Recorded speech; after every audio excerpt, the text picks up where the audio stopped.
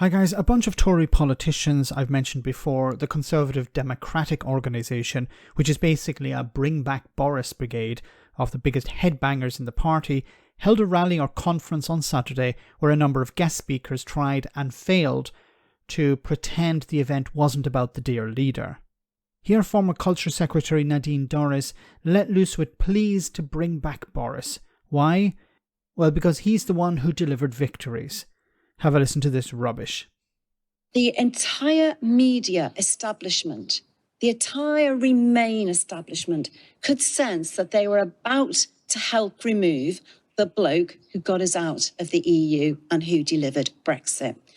His own MPs, the media, every MP who had ever been a minister and thought it was their right to be so forever. Every MP who had never made the ministerial grade and resented Boris Johnson for not recognising their talents. Okay, I want to start off with the last part here. MPs who believe that Boris Johnson didn't recognise their talents. I would be pretty upset if I was a talented MP, I had lots of skills, and Boris Johnson didn't look at me and instead looked at somebody like Nadine Dorries instead, or Liz Truss, absolute headbangers, people who should be nowhere near the levers of power, people who don't understand how government works or how the civil service works. So I would be pretty upset and I'd like Boris Johnson gone, because I'd be saying, look, I have these abilities. Boris Johnson says, I don't care about that. I want somebody who's a headbanger. I want somebody who's a loyalist, somebody who doesn't understand anything, somebody who's easy to manipulate. But back to the original point that you started out with, these people got rid of Boris Johnson. Okay, you can blame the MPs to a certain extent and the ministers. They're the ones who got rid of Boris Johnson. But the media, the Remain media establishment, or the Remain establishment, what the hell is that about? The Conservatives have been in power for 13 years.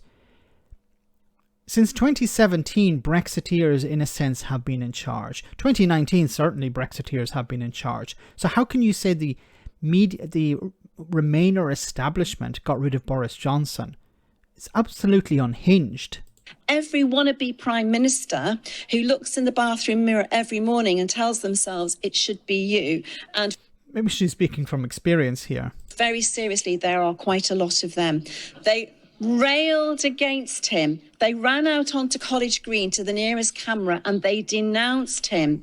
And despite their best efforts of those of the BBC, the ITV, Sky, we were still only 5 points behind.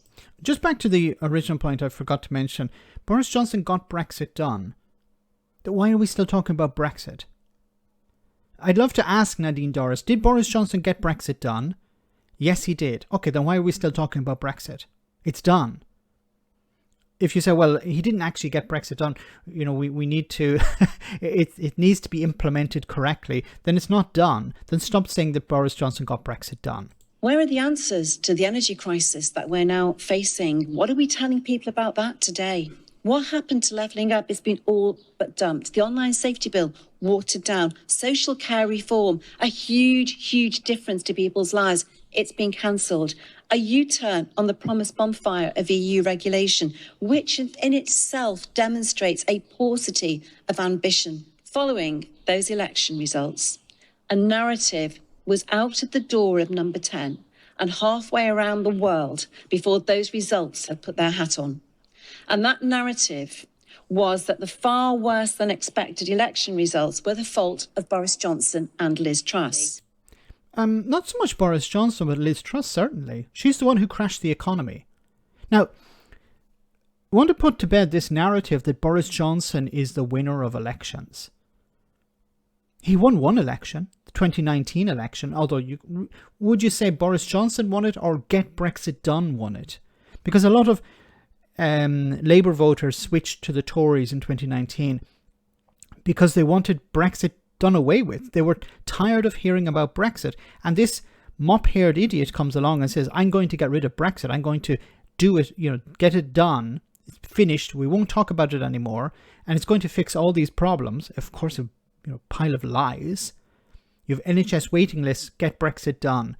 Holes in the road, get Brexit done. Can't find a job, get Brexit done. Can't find childcare, Can't afford childcare, get Brexit done. All of these were his solutions. Get Brexit done was his solution to every problem. Did it fix the problems? No. Did he get Brexit done? Well, that's debatable. But following that, the by-elections that took place after that 2019 election, Johnson was in charge and the Tories lost a number of by-elections to, I think, to the Labour Party and to the Liberal Democrats. So if you're going to lay the blame of last week, the council election, with Rishi Sunak at his door, then you also have to lay the blame of those by-election losses at Boris Johnson's door. This whole thing of, yeah, he's the one who wins elections. Well, he won one, but after that it went downhill. When people see, when you look back at what we were and what we had and where we are today, the problem, the issue about reconnecting with Britain is a difficult one.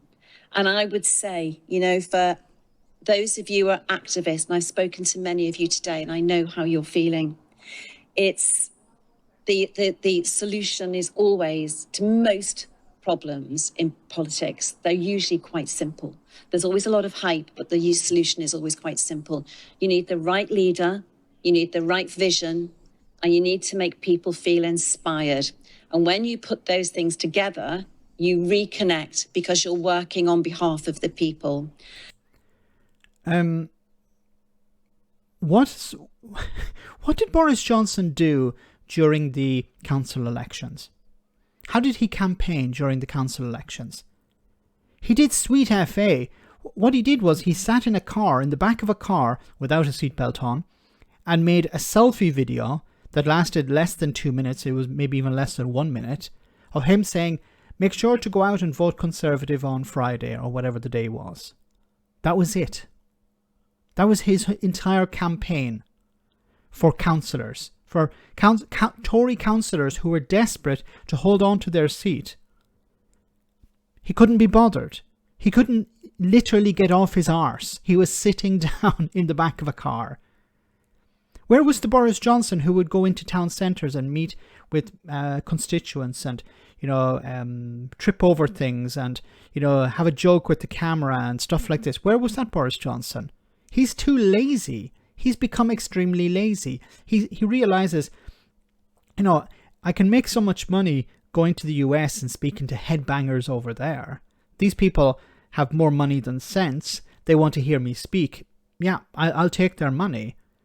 It's a waste of my time, you know, meeting with constituents, people I don't want to touch. I needed their support in the past, but not now. I don't give a crap about those people now. And councillors, I don't care about those people either. It's not about me. See, that's what the problem here is, that Boris Johnson will not campaign for others. Boris Johnson will campaign for himself. And to give you an example of just how lazy he is, this whole thing is about Boris Johnson. Okay, let's cut the crap. It's about Boris Johnson, the Conservative Democratic Organisation. It's about getting Boris Johnson back into number 10, or at least back into the leadership position. Did Boris Johnson turn up? No, he couldn't be even bothered to turn up to this. He recorded a video or he did a live stream or something, but he didn't turn up at the conference. He didn't meet with people. He didn't meet with his sycophants. These people are so insane that they will fight over each other to get, you know, to kiss the ring of Boris Johnson, and he couldn't even be bothered to turn up and say hello. Let me know in the comment section, guys, what you think about all of this. As always, your comments are greatly appreciated. Thanks a lot.